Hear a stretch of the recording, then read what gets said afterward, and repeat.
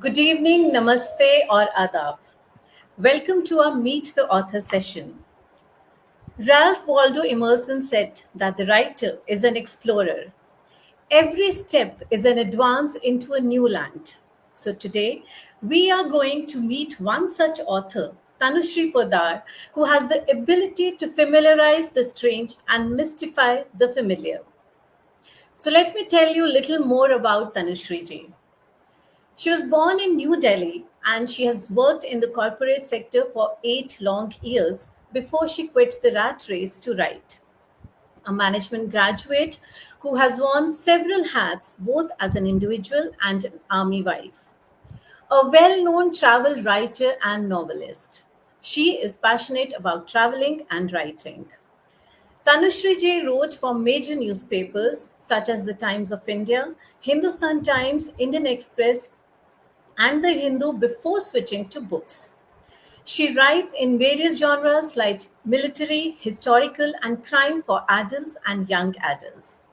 Some of the biggest names in the publishing industry, like Penguin Random House, Harper Collins, Bloomsbury, Speaking Tiger, Roli Books, and Rupa Publishers, have published her work.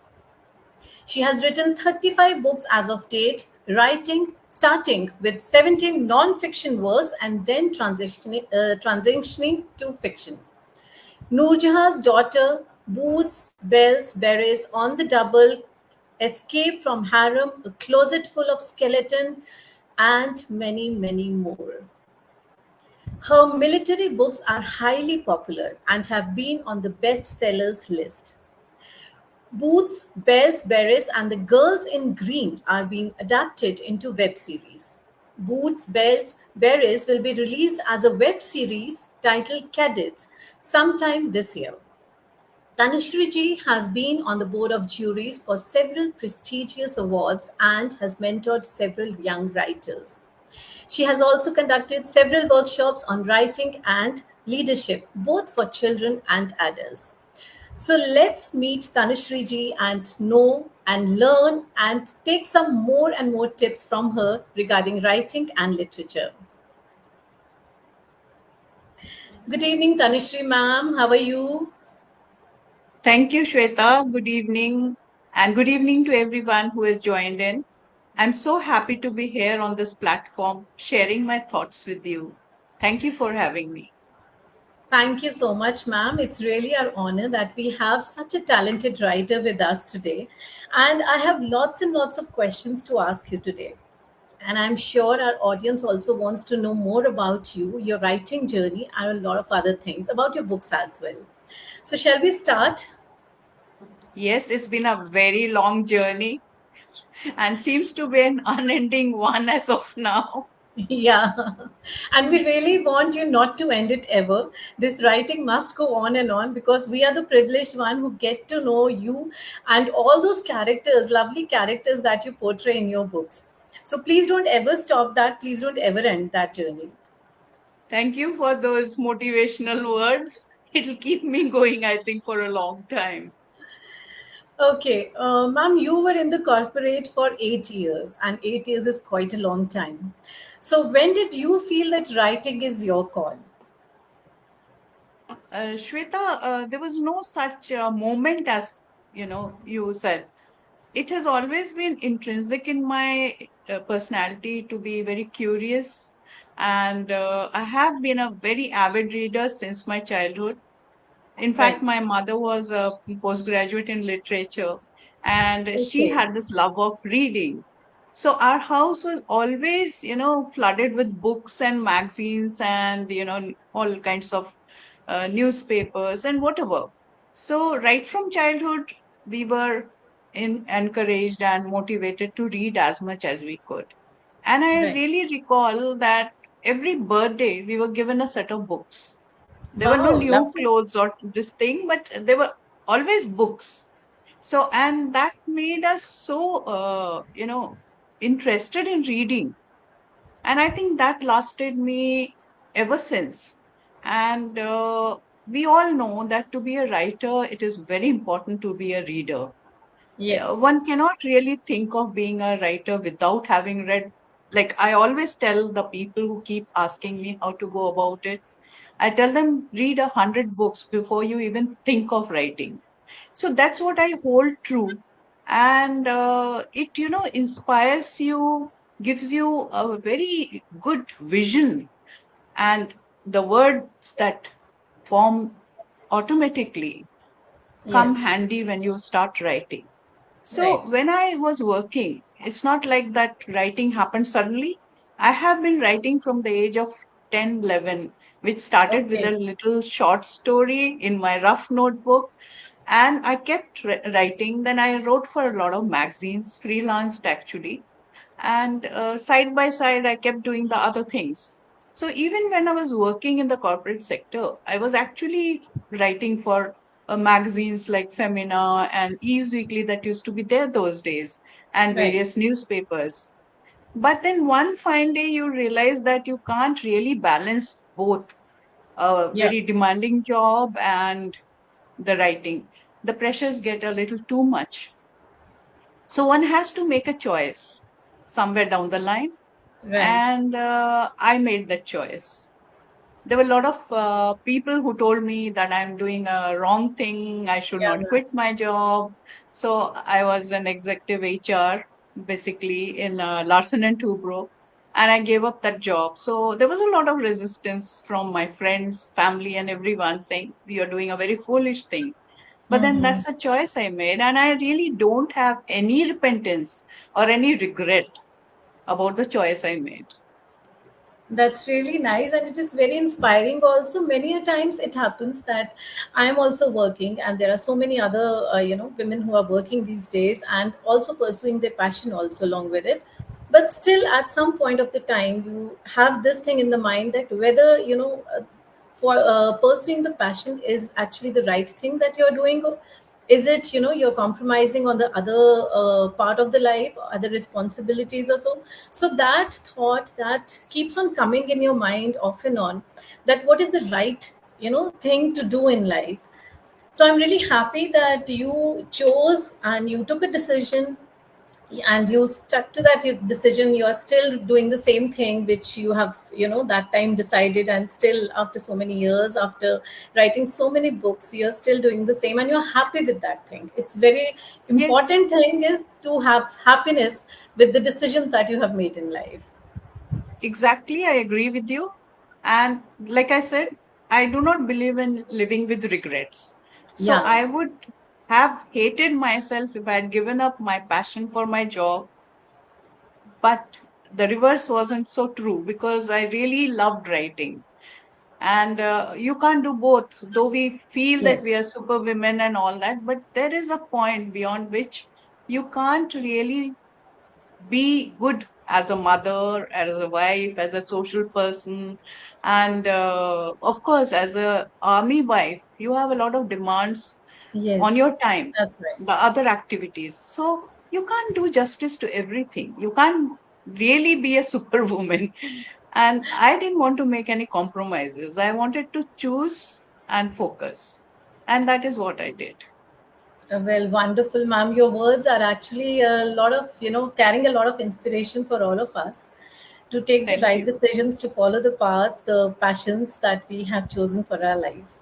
So, coming to your books again, so which was the first book that you wrote, and how has been this journey from the first to the latest one?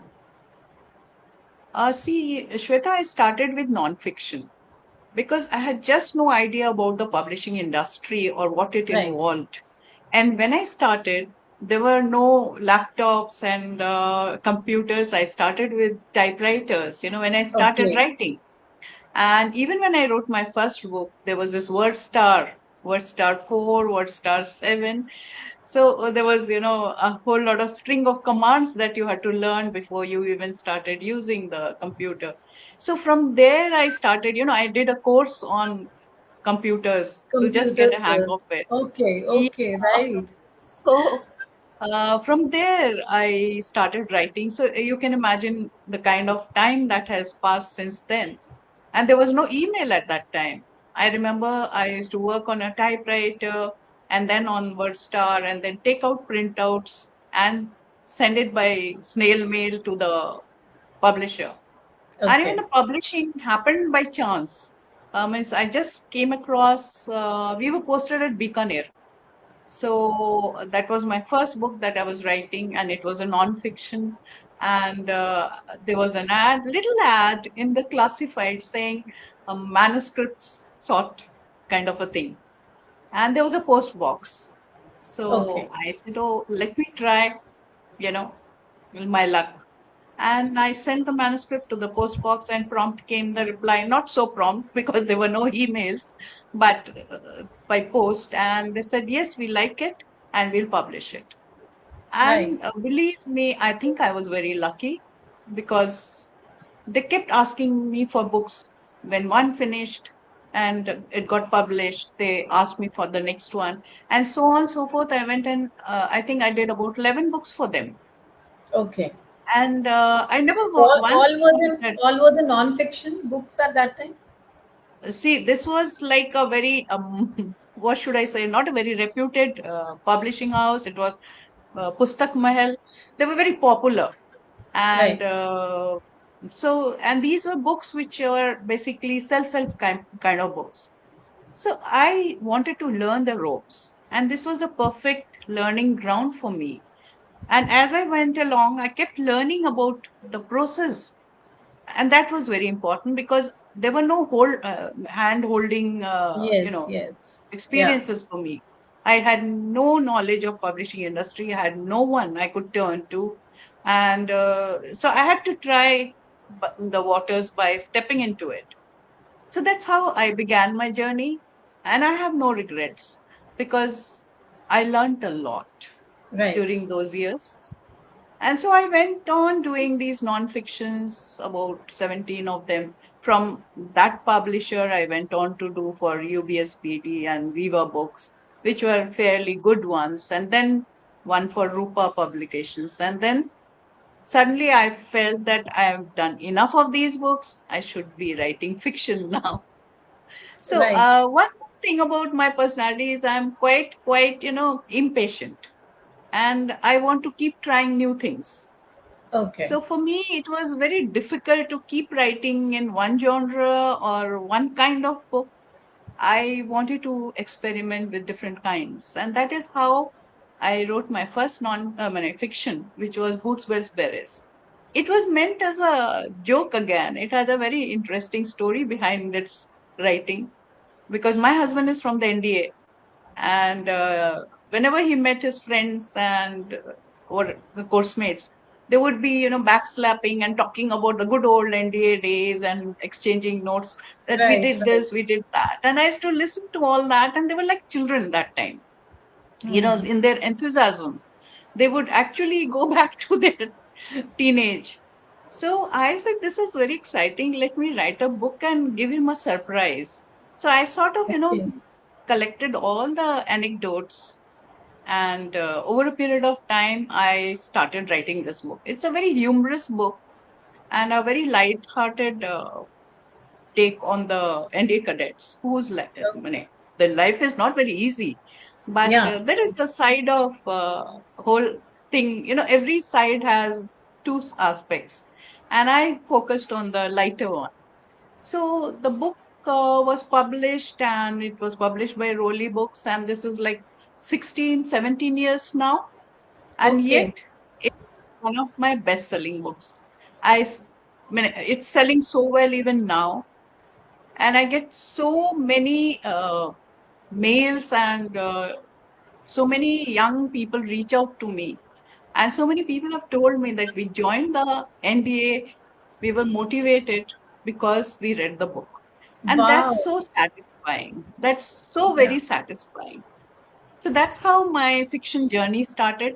It started with a bang, I must say, and it started very well. And which was your first book that you wrote? Yeah, this one, Boots, Bells, No, no. Berets. This was the first And then, book. yeah, means it was published after Nurjahan's daughter, but it Okay. was written first. Okay. As a fiction book. Yeah, it is a fiction. Yeah. It is Okay. actually the real life experiences of my husband and his course mates, but fictionalized. But fictionalized. Right, right. Okay. So, which genre has actually fascinated you the most? I don't know.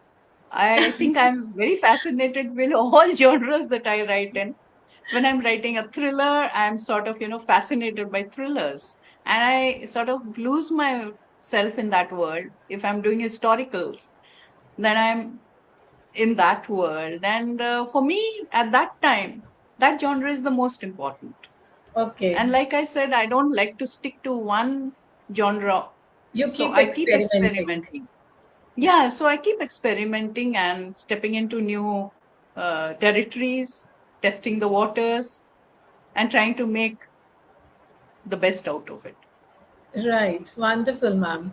And, ma'am, you have worked with the big publishing houses. So, what difference do you feel is there in their work? And, like, how do they pick up the writers?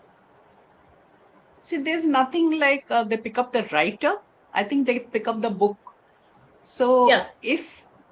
if they find a manuscript which actually suits their level of publishing or their style or the genre that they generally publish in, and if they find that the quality is good, they just take the book. I think it is irrespective of the writer in the initial years. Hmm. Later, maybe the writer may get a preference because the publisher knows the writing style, they Yeah. know what they can expect and what the writer can deliver. And eventually, it is about marketability. So, a person who is a little better known gets accepted faster. Right, right. So, but what is the difference between these publishing houses? You have worked with so many of them. So, did you find any, maybe the styling, the publishing thing, the procedure by through which they go for the publishing, and then the marketing and all these things? So, what difference have you found in all these houses?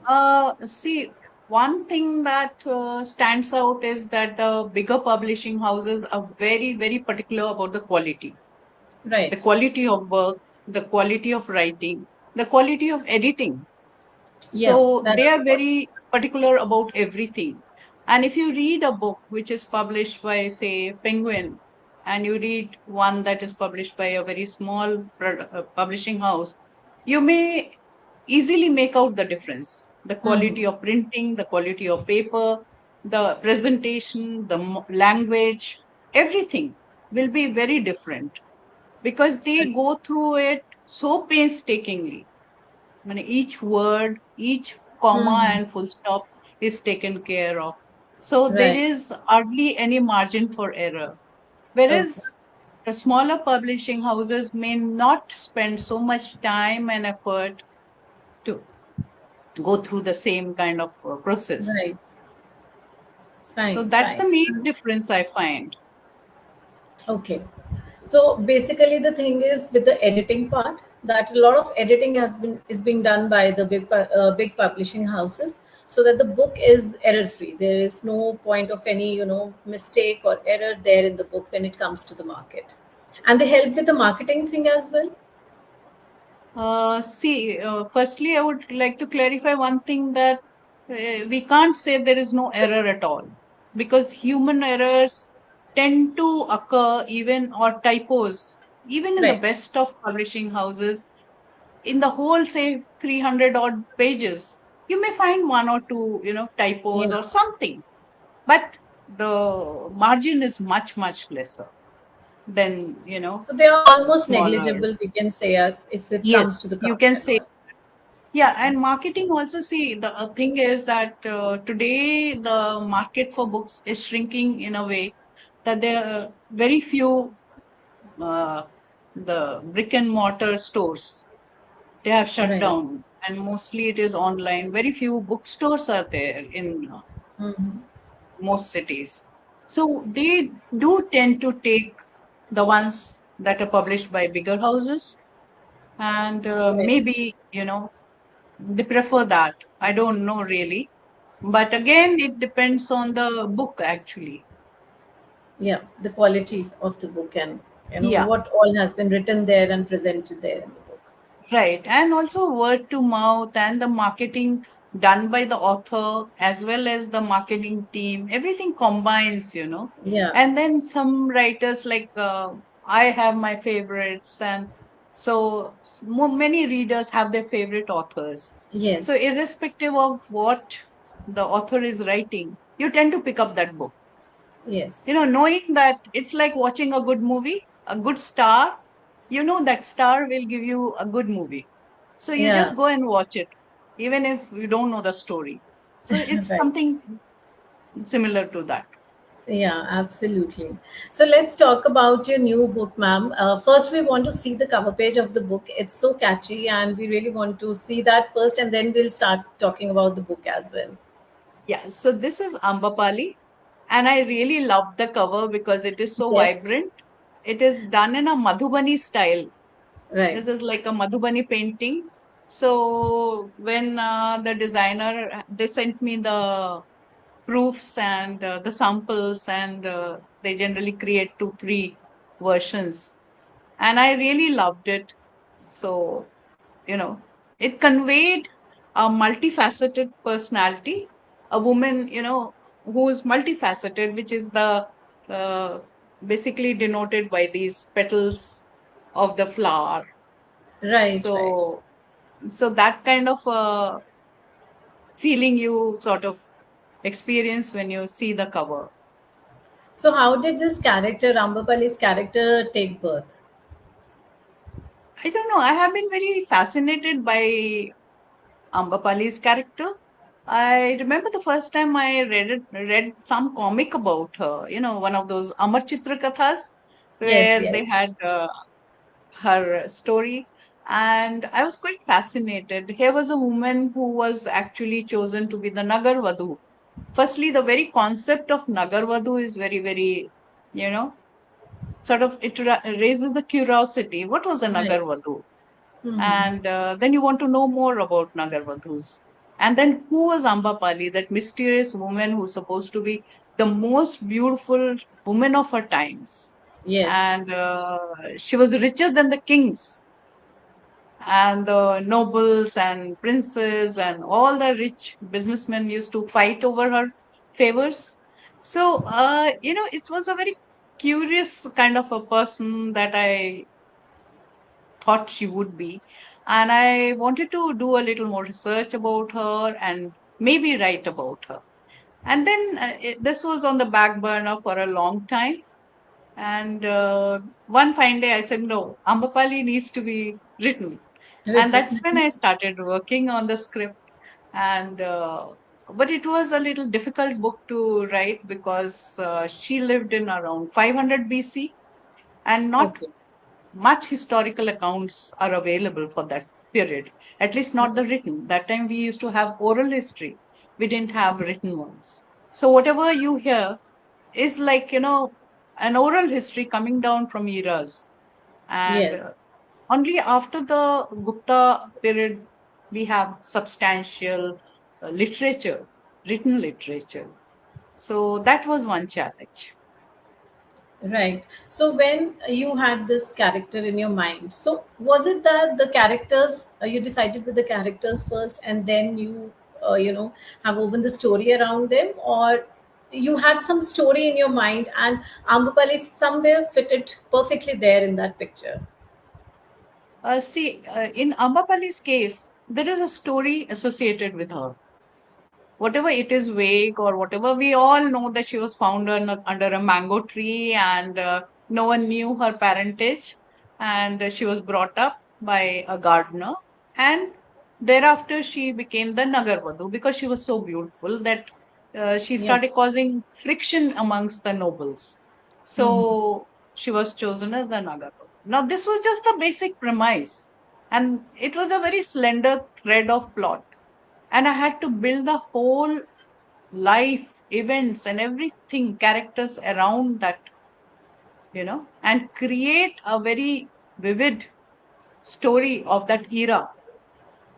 For that Right. I needed to know what they ate, what are the, what was the dress like, what did they wear, what did they celebrate, what was the religious functions or the celebrations they had during that time. So there's a whole research that goes beyond, just the story.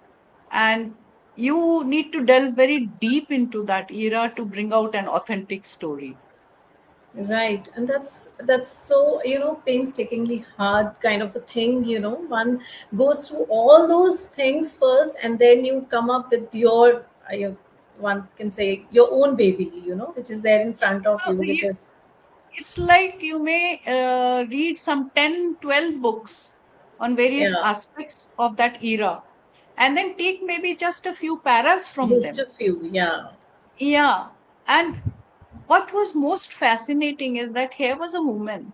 And if you see the women's condition that existed during that time and today has hardly really changed. We say we are liberated and this and that, but in some ways it is just the same what it's it still was the at, same.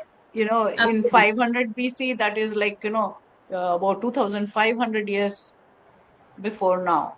yeah, And here was a woman who did not want to become a court dancer. She did not want to become a Nagarvadhu, because Nagarvadhu is just, you know, common. You can say it was a very glorified post for a woman who is forced to sleep with her patrons, whoever hmm. can afford to pay her price. Hmm. In nutshell, it is just that. But of course, the post sounds very big and fancy and all that, but that's what it is. And Yeah, she fought against it. But the king and everyone had already taken the decision, and she was forced into it. But thereafter, she decided that even if I do what they want me to do, I'll do it on my own terms. And she right. set her own terms. So even that time, despite the pressures and despite everything, she had the guts to, move out of the little frame that they had created around her. And she tried to step out of that boundary. And that, I would say, was the first step towards women's lib.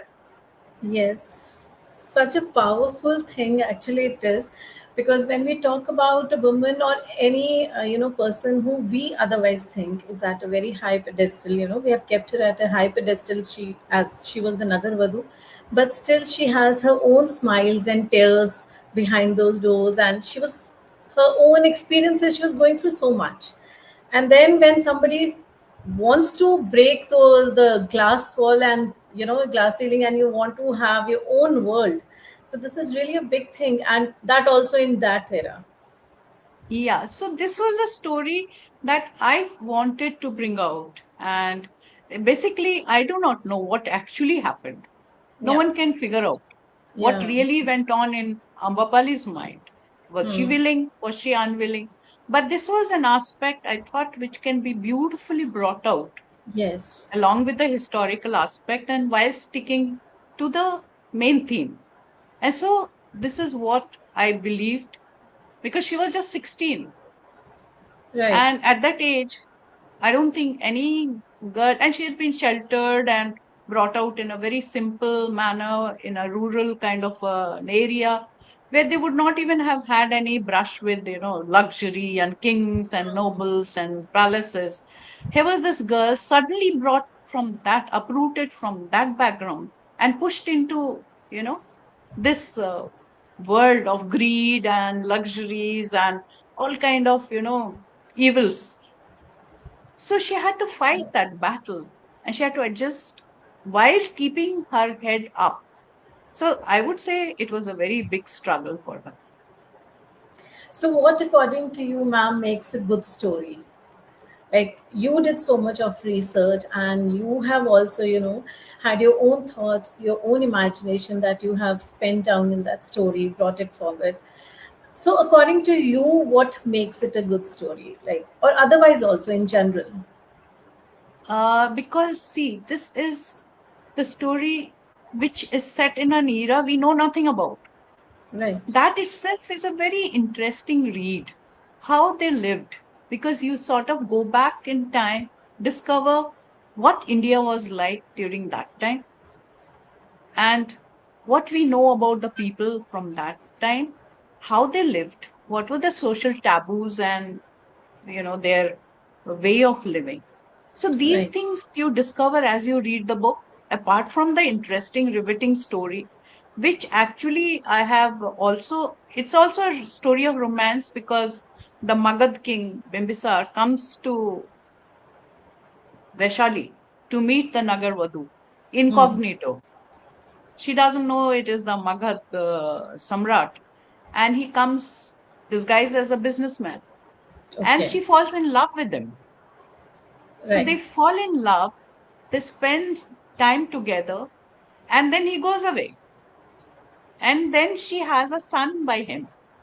So it's also a story of heartbreak and love, lust also to a certain extent. And then finally to go through all that, become the richest and the most coveted woman in that entire neighborhood and so many kingdoms, and then giving it up, everything, giving up everything for and following the Buddha, becoming a Buddhist nun, Yeah. Yeah. was like an anticlimax. Absolutely. I was actually coming to that only, that from the courtyards, how did he come? She came to becoming a Buddhist.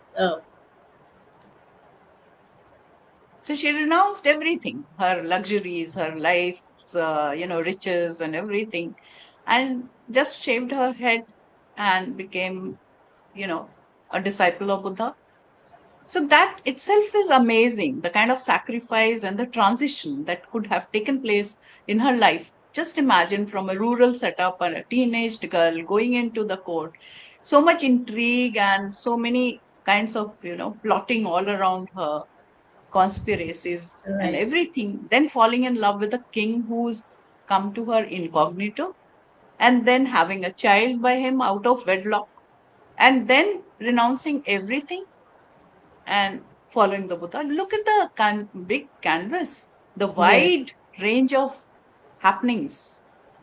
This is absolutely fascinating, ma'am. And you have written books for children as well. So, how do you find it different from writing a fiction book for adults and then writing books for children? That's also very interesting because children, uh, children's books came by accident to me because a publisher just told me that they wanted me to write. The first one that I wrote was the Teenage Diary of Rani Laxmibai. So I was a little hesitant, but then the editor said, "No, you can do it. Try." So I started researching about the childhood of Rani Lakshmibai. Okay. Again, we don't know much about the childhood part. We know a lot about when she started fighting the British Yeah. and all those things, but the childhood, what kind of a girl was she and all that. So that was a little bit of a challenge. But once I finished it, it was really satisfying. So that was the first book that I wrote for children. And thereafter, I wrote, ghost stories with a historical background and things like that. And now I am writing actually two non-fictions for young adults, which are Okay. coming out, one next month and the again one in August. And your books are turning into web series also. So when they're presented as a series, a web series, then do you think some part of the creativity is compromised in that thing, or it goes to another level? Always, I would say, some part of the writing has to be compromised because these are two different mediums. Yeah. When you read a book, it's a different experience. When you watch something on the television, it's a different experience.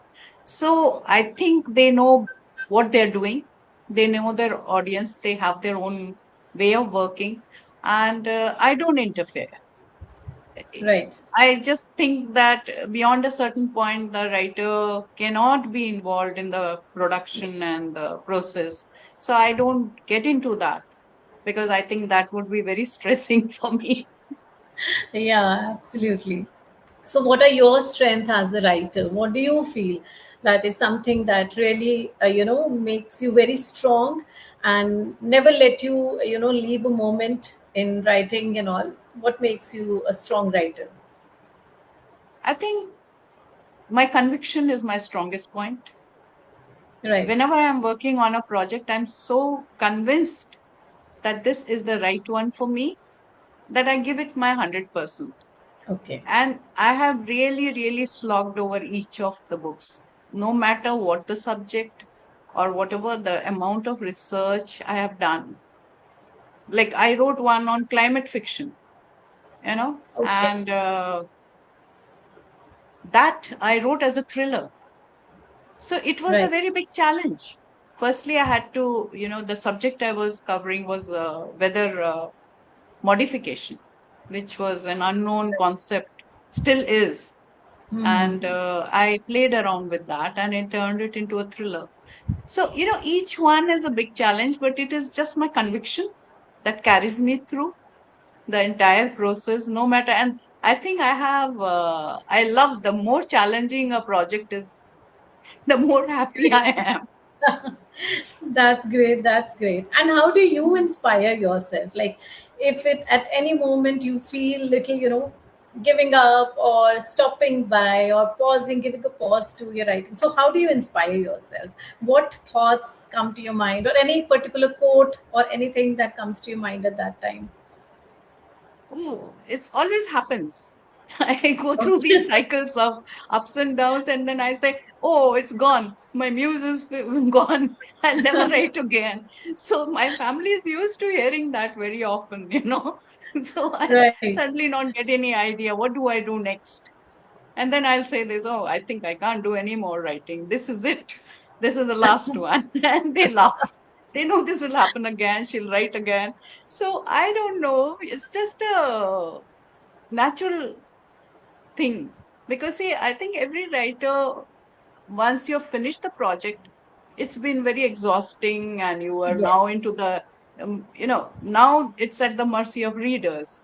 And you have that belief and you're not very convinced how it will be received, though you Right. have put in your best. So there are moments of, doubts. And this is that time, that phase when you really start wondering, why are you doing it? Especially Yeah. the challenge of marketing a book. I think no writer likes it because it's a very big challenge. So that sort of, makes you say nay or nay. Or And nay. then And again, you absolutely, feel I the completely passion agree coming with you. back. Yeah. And then because you're passionate about writing, you get back again.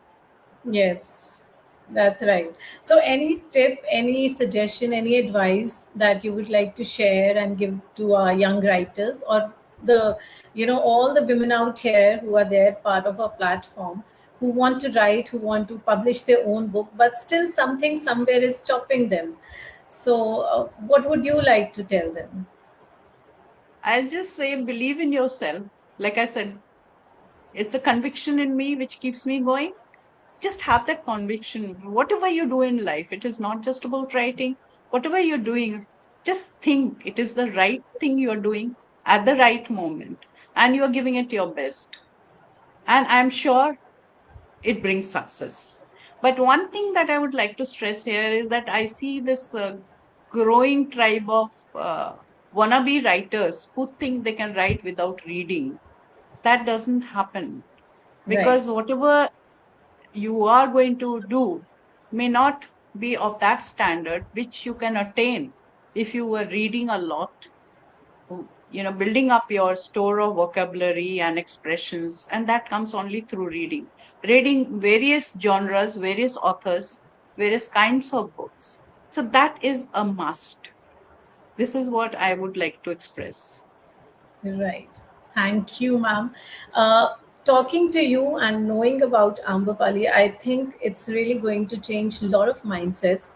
And we are really, motivated so much today during this conversation that everyone is going to hold a book after this session and start reading if they haven't been. Then I'm sure then I hope everyone is so. going to start that. I hope so. And do pick up this book. Sure, definitely. And all the other books also that you have written, and all the other ones which are going to come. and reach our bookshelves soon. So thank you so much, Tanushree ma'am. It was really, really wonderful talking to you, knowing about Ambapali and knowing about all the writing journey, your writing journey especially. So thank you so much for Thank you, giving us your Shweta. time. I am so thankful to be here and talking about the things that I love doing. And I'm so grateful to everyone who tuned in and has been patiently listening to all the things that I have said. And I hope there is some takeaway.